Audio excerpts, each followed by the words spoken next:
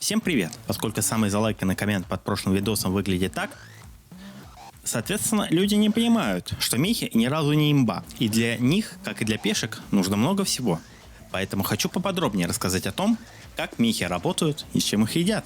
Во-первых, нам нужна пешка, которая будет управлять мехами, так называемый механитор. Чтобы сделать из обычной пешки механитора, нужно поставить ему имплант мехсвязи. Его можно будет получить посредством извлечения из тела древнего мертвого механитора или рейда на особый командный комплекс. Либо же начать игру механитором-одиночкой. Можно попытаться сделать всю свою колонию механиторами, но на это уйдет куча времени. Вероятно, механитор будет прокачиваться аналогично псионикам, повышая пропускную способность и число групп контроля. Пропускная способность — это, скорее всего, лимит, показывающий, сколько мешка может плодить, далее поймете почему, и контролировать механоидов в конкретный момент времени. При превышении лимита механоиды будут выходить из-под контроля механитора. Мехи, пребывающие в дисконнекте некоторое время, могут подключиться к другой сети механоидов и покинуть колонию. Группа контроля — это группы механоидов, контролируемые как отдельные единицы и выполняющие определенные задачи, например, патрулирование. Поскольку мехсвязь переплетается глубоко в ткани мозга, ее можно удалить только после смерти. Отмечу, что механитор должен быть способен к кузнечной работе, чтобы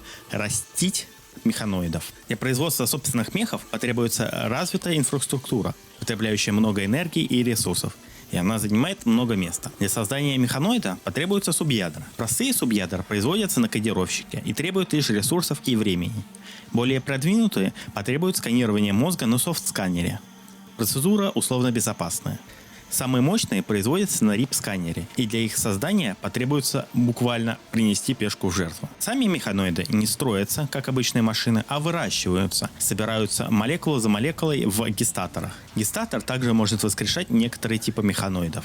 Сам процесс может проводить только механитор, ибо тут требуется психическая связь. Гестаторы бывают различных размеров для разных типов мехов, от мелких до огромных. Механоиды потребляют энергию, и поэтому им нужны зарядные станции. Если механоид не успеет зарядиться до разрядки, то он отключится и начнет медленно восстанавливать энергию.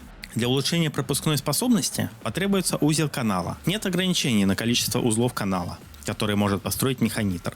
Поэтому механитор может иметь огромный рой, хотя для управления ими потребуется тяжелая инфраструктура. Также имеются задания-ускорители, которые увеличивают скорость ваших мехов и скорость их работы рядом с ускорителями. Одноразовый сигналер используется для призыва босса, супермеханоида. Победа над боссом дает высокотехнологичные чипы, необходимые для прокачки механитора. Также мехи загрязняют окружающую среду. Производимые ими токсичные отходы портятся, и загрязняющие вещества попадают в окружающую среду. Загрязнение делает живых существ больными.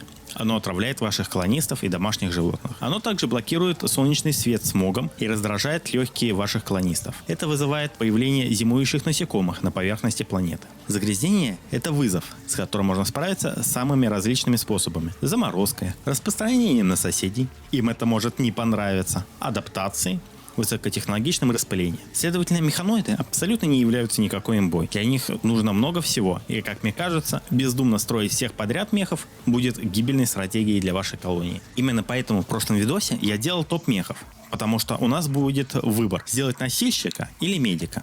А скорее всего, пылесосы и носильщики будут и потреблять совсем немного ресурсов, и будут стоять выбор. Условно, сделать 5 пылесосов или одного туннельщика. Сомневаюсь, что оптимальный выбор будет в пользу туннельщика. Что вы думаете о мехах? Все еще считаете, что они будут имбой? Я думаю, что имбой будут дети. Но об этом, когда появится инфа о них. Пишите об этом в комментариях. На этом все. Я хоть и хотел сделать видос по патчу 1.4 и рассказать там есть про что, сценарий уже готов, но смысла в этом я сейчас не вижу. До связи был TOSForce.